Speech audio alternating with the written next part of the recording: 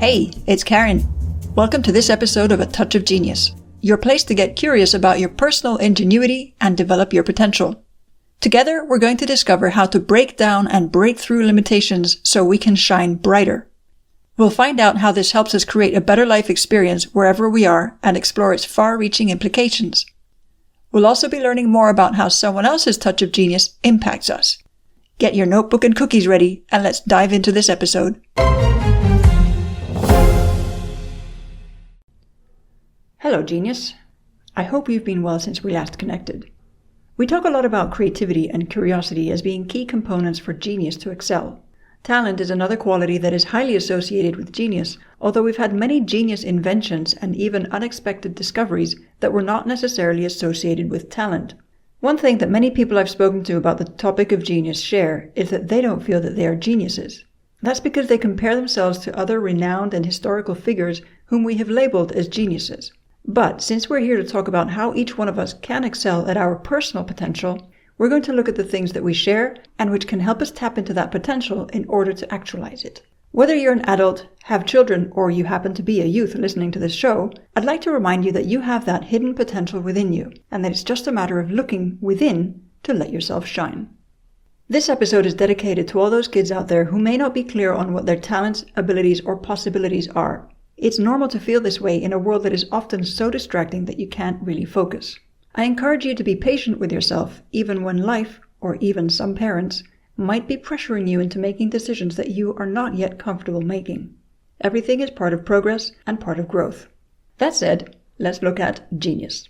There are other aspects that help encourage our creativity, curiosity, and even talent. So we're going to look at these as what I like to call the 6 pillars of genius. Each one spells out the word genius.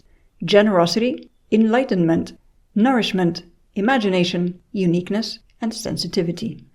We'll go into detail about each one, and we'll feature one genius per pillar of the word itself. Let's start with generosity. All of the people we have labeled as geniuses have this generous aspect in common. It's the generosity of the time they dedicate to developing their talents, skills, and ideas, which help shape our culture somehow. It's their dedication, commitment, and yes, some element of obsession. It's a generosity of the volume of work they create and the legacy they leave behind. This generosity can, however, be influenced by pure, heartfelt means to help society, or, as we will see in another episode, an egotistical need for attention, power, and personal gain. The shadow side of genius, we might call it. Most of our famed writers, artists, musicians, inventors, and innovators, past and present, have dedicated hours of their lives to their creations, to honing their craft, and the result that is left is immense in its scope.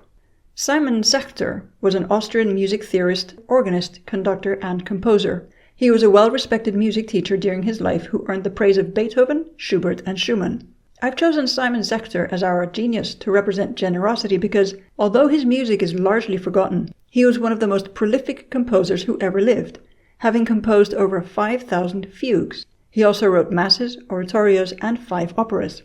The next most prolific composer was Georg Philipp Telemann, with over 3,000 compositions, including 1,000 church cantatas. It's not just the generous volume of works that Sechter created that made him stand out, but his influence on so many other composers like Anton Bruckner. This is when we see the domino effect of one person living from their genius self, and the impact it has on the people closest to them and the world at large.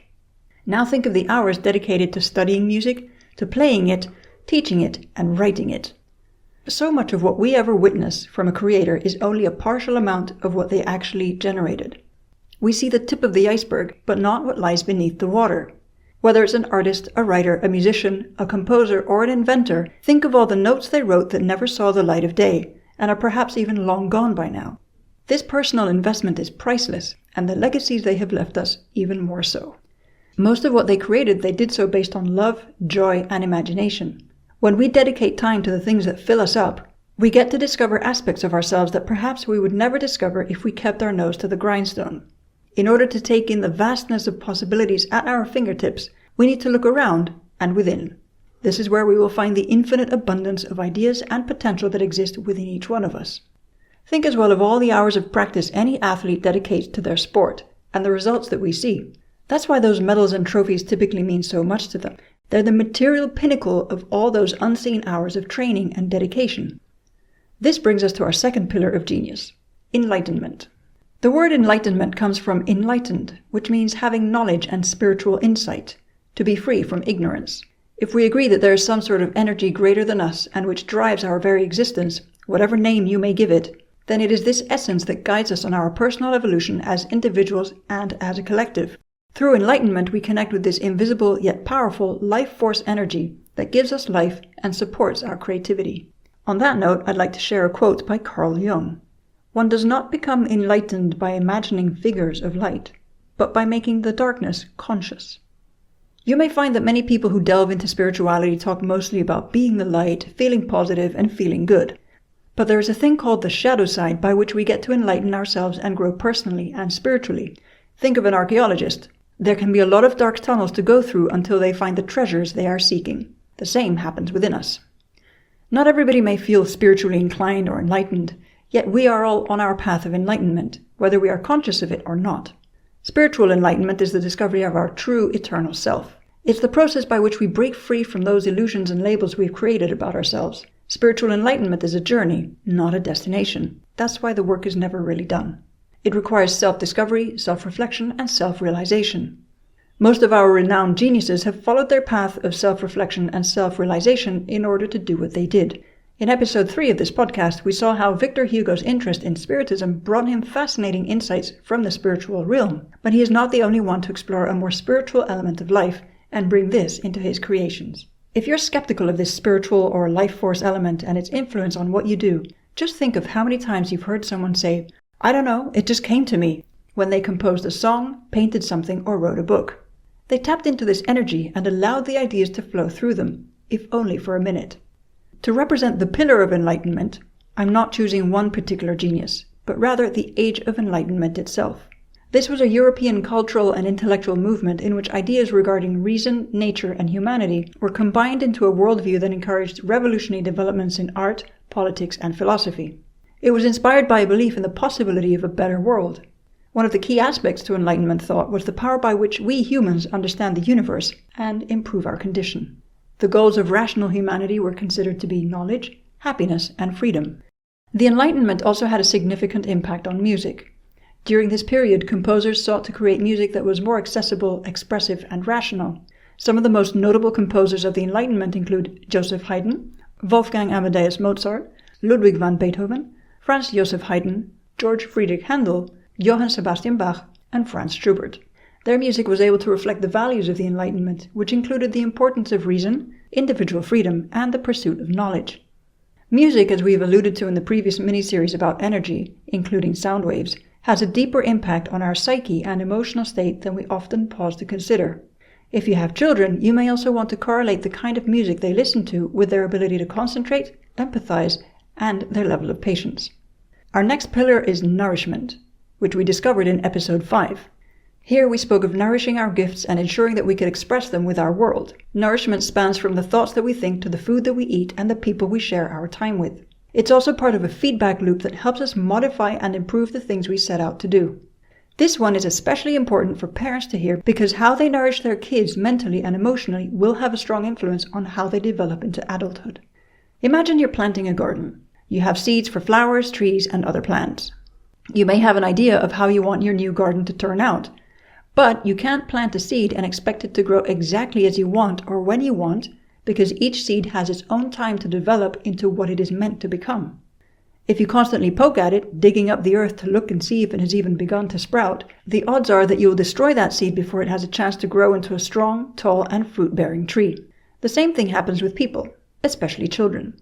Of course, we may hope and think that a child will turn out a certain way based on the life and education they're given. However, you cannot talk poorly or badly to a child or emotionally poke at them and expect them to grow up as confident, happy, and whole individuals. It's like poking at that seed. It doesn't do the seed, or the child, any good to be treated in such a way. This is also where the power of words is so often overlooked by people. They think that word beating someone into submission will do the trick, either by guilting or shaming the person into the way they want them to be. Let me think about the last time that worked well for anyone. Nope, never. Never worked, never will. Anyone who tries to defend this has actually gaslighted themselves into believing it. Some people make the mistake of thinking that speaking to children in a tough way is a form of discipline, but it's actually quite detrimental to a child's self-esteem, self-motivation, and self-concept. This is because if you tell a child the same thing over and over, they will typically believe you. A belief is a thought that you keep thinking over and over. So if you tell a child they're stupid or incapable, what would you genuinely expect to see from them? By which filter are you perhaps viewing them? With this sort of approach, most kids will typically shut down and keep to themselves as a measure of self-protection, because it never feels good to be belittled by anyone, does it? It may also mean that some children choose not to explore their own talents and possibilities so as not to betray your view of them. This is a deep inception that we'll cover in an episode on the topic of betrayal. Talking down to kids will also distort their idea of what love is. How can someone I look up to tell me that they love me and call me stupid or incapable at the same time? It's a dangerous mixed message that can play out in their relationship choices later on. Think about it. How many abusive or toxic relationships have you or someone you know been in because the person said they loved you but consistently mistreated, devalued, or disrespected you somehow? Now let's look at how we can encourage our child or an adult to grow. Speaking kindness and positive encouragement works wonders. It can seem strange at first if you're not used to it or if you're shy, but over time these words are like water and sunshine to the soul. How we are spoken to as children will also translate into how we speak to ourselves, in our minds and out loud. Are we mostly harsh on ourselves or are we mostly kind? Are we quick to judge and criticize ourselves or are we compassionate and seek to understand ourselves better?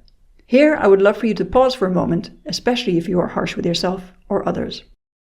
Ask yourself who might have spoken to you in a negative way during your childhood. What did they say? How did you feel? What did it make you believe about yourself? If you were to have had positive encouragement instead, how would you and your life be different now? If you have children, do you notice yourself speaking to them harshly or with kindness? Whose pattern might you be repeating there? Going a little bit deeper on this, how many parents expect their children to turn out one way, the way they want them to, and they actually turn out differently? Do they reject that child because he or she is not fitting their expectations? Or do they learn to accept them as they are, just like they would accept the tree has grown the way it has? The genius I've selected to represent nourishment is Artemisia Gentileschi, the most celebrated female painter of the 17th century. Artemisia worked in Rome, Florence, Venice, Naples, and London for the highest echelons of European society, including the Grand Duke of Tuscany and Philip IV of Spain. Artemisia was brought up by her father, the painter Orazio Gentileschi. She trained alongside her 3 brothers in his workshop, where she turned out to be the most talented of all his children. She didn't have an easy life though, having been violated by a man who, even though he was proven guilty in court and banished from Rome, his punishment was never enforced. After this turbulent event, Artemisia married a little-known Florentine artist called Pierantonio di Vincenzo Stiatesi and moved to Florence shortly thereafter. There she had 5 children and established herself as an independent artist, becoming the first woman to join Florence's Academy of Design. She specialized in history painting rather than still life and portraiture, as many other women of her time did. She was bold, confident, and determined, and it's probably no wonder that she was famed for painting women of strength, passion, and vulnerability, such as Susanna, Judith, and Esther from the biblical records, Cleopatra, and Lucretia. Artemisia was able to transmute her anger and despair of the horrible events that happened to her earlier in her life through her beautiful paintings. She spent the last 25 years of her life in Naples, where she established a successful workshop. This is considered an extraordinary achievement as she wasn't permanently employed at any royal court, and she didn't have the protection of a wealthy, powerful, or influential husband. She was, essentially, a successful, independent woman artist. I've chosen Artemisia to represent nourishment because she is an early testament to a woman who was able to nourish both her talents and passions whilst having a family. She also knew how to take pain and turn it into art, which is a form of nourishing the soul, instead of letting negative things eat her up. Her life story shows us that even back then, women were able to have children and develop their careers, busting the myth that you have to put one aside for the other. Back then, of course, they didn't have multiple distractions like the many that we have now, even though they still had to deal with financial aspects and societal biases. And she may well have been one of very few women to be able to stand out in such a way, but still, her testament is there. She was able to imagine her way through life simply by calling it into existence through her dedication to art, which leads us to the next pillar of genius, imagination. Imagination is the key to everything we create in our lives. We covered this in episode 2. Without imagination, none of what surrounds us would exist. This is why we need to actively nourish our imagination so that we can design and put forth our ideas into the world. We become what we think about most of the time, so it would benefit us to think well of ourselves, wouldn't it? Imaginative thinking spans into every area of our lives. It's not just centered around creativity. This is where I find that so many people block themselves. By thinking that they have no imagination and associate it with creativity, they lose two powerful elements by which to create a life they feel fulfilled by. That was a mouthful. Feel fulfilled by. What about imagining a healthy, satisfying relationship or family? What about imagining solutions to your work problems? What about imagining your way into the sort of abundance that will give you an easier life? We miss out on the power of imaginative thinking by getting stuck on limiting beliefs or how to do it all, when the essence of imaginative thinking and creation lives within the openness that it gives us. This openness is where new ideas and solutions come to us. It comes back to energy. When we're vibrating at a higher level, channeling love, joy, and inspiration, we literally tune ourselves into higher level solutions and creative resourcefulness. When we're bogged down in low vibration, channeling anger, stress, sadness, anxiety, or grief, we limit our own access to the very ideas and solutions that would help us. I'm not saying ignore those low vibration energies because at some point we have to feel them and feel our way through them. But again, don't get stuck there. Imaginative thinking must always be accompanied by positive feeling, which leads into aligned action. Otherwise, it won't work to get us where we want to go. Simply put, heart and mind need to work together. This is also why there is no one solution to fit everyone's needs, because everyone feels and thinks differently based on their upbringing, their values, attitudes, beliefs, and life circumstances. This brings us to our fifth pillar of genius, uniqueness. This is a big one. Every one of us is unique somehow, even if we share many physical or cultural traits, depending where we are. Yet we all offer something to one another, and it's this uniqueness that makes people love us for who we are, more than for what we do. Feeling that our uniqueness is accepted helps us develop our overall potential, even though there are hidden treasures that we can often find under the pressure of some sort of oppression or compression. Diamonds are, after all, shaped out of pressure. Uniqueness comes from a blend of your upbringing, cultural influences, life experiences, talents, interests, and relationships. Understanding your uniqueness also leads you to your unique ability, which is the essence of what you love to do and do best. It's the combination of your natural talents and the passion that fuels you to contribute in the ways that you feel most motivated by. It's something that you could do at all hours because you love it so much. You can turn it into a career or business or not, but it still fills you up. It can even come so naturally that you don't even think it's anything special, but it's the you that makes you who you are. Many people downplay their own uniqueness, out of low self-esteem or out of a certain conditioning. Remember what I just said about nourishing a child with positive reinforcement, just like you would water a seed? As a parent, it's important that you observe your child or children to help them pinpoint what their unique abilities are, so that they can develop their education and training to best support them into adulthood. Think of how many adults grew up with this lack of encouragement and therefore have lived, or are still living, dissatisfying lives that are filled with regret and longing. Some even go to the extreme of feeling bitterness and resentment, none of which are healthy emotions in the long run. You may not have been brought up in an environment that celebrated you for being you, regardless of what you grew into doing as an adult. This may have generated some beliefs of unworthiness, awkwardness, or displacement in you, impacting your relationship and professional choices. It doesn't mean you can't start to recognize and accept your uniqueness now, though. Here I'd like to take a moment and summarize the Universal Declaration of Human Rights, which was developed in 1948 and set out fundamental human rights to be universally protected. It has since been translated into over 560 languages so far. The reason I bring it up is to highlight what was essentially created to help us all live our uniqueness by creating a set of principles by which all of us could adhere to.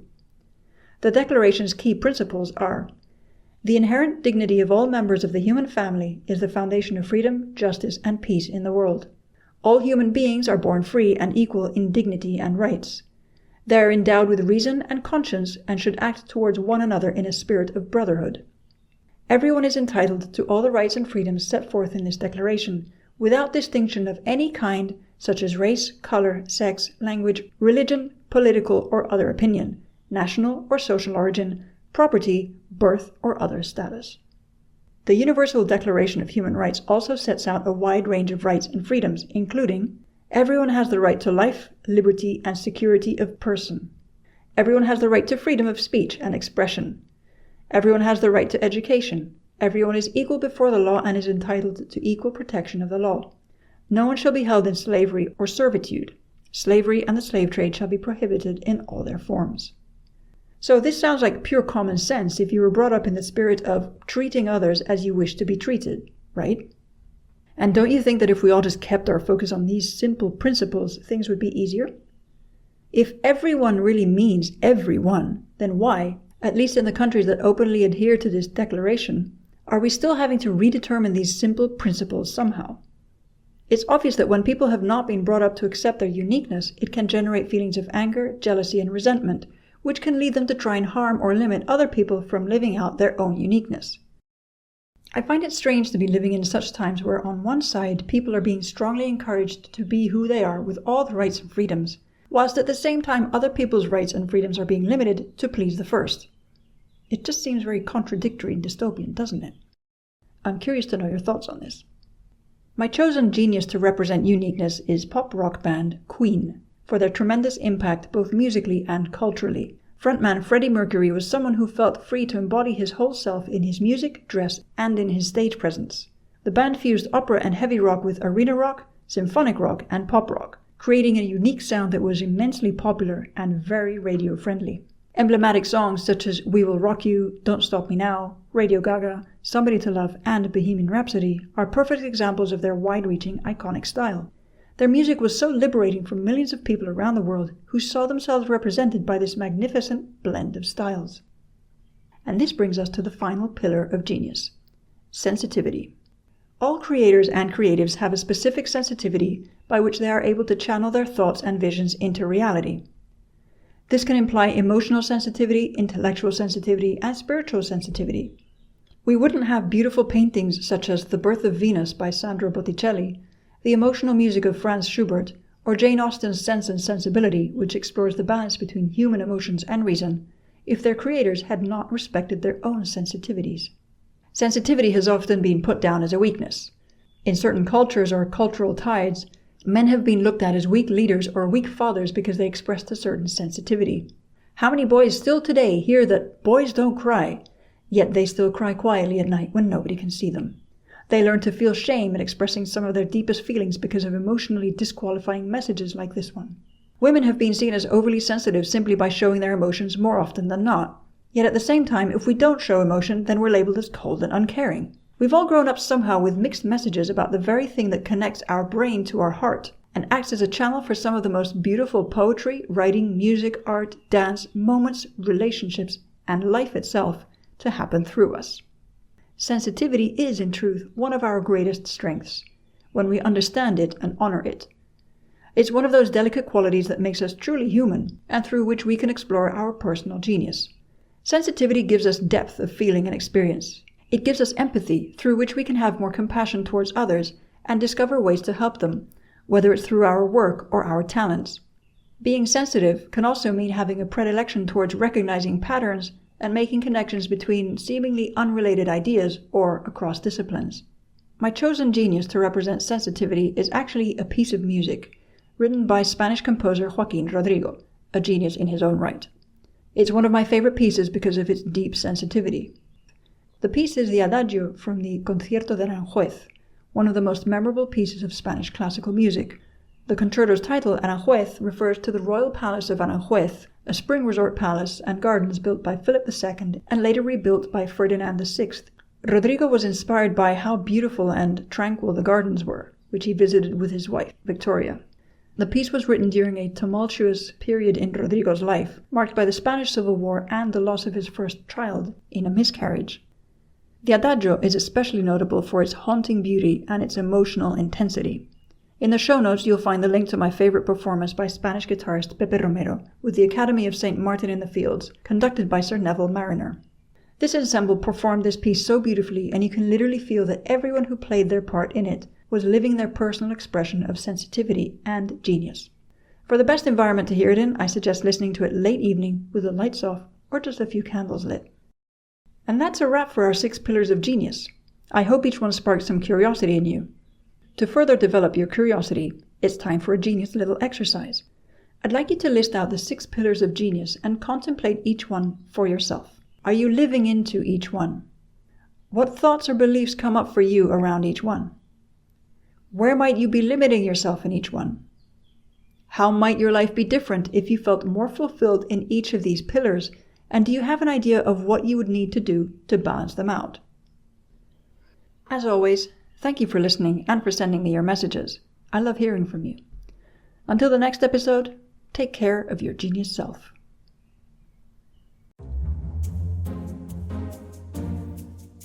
As we wrap up today's show, I want to thank you for listening to this podcast. It means a lot to me. You see, whenever we create something, we always take a leap of faith into the unknown, and we don't always know how it'll work out. That's part of what this podcast is about, encouraging all of us to take leaps of faith on our ideas, dreams, and creations, and having a safe space to explore them, to build the strength to get back up when we fall, and to celebrate when we fly high. I'd love to know what your big takeaway is from this episode. Tell me what you're working through and what you'd like to know more about. Also, is there someone you'd like me to interview on the topic of genius? Let me know. Email me at hello@karinpinter.com or message me on my socials. In the meantime, take care of your genius self.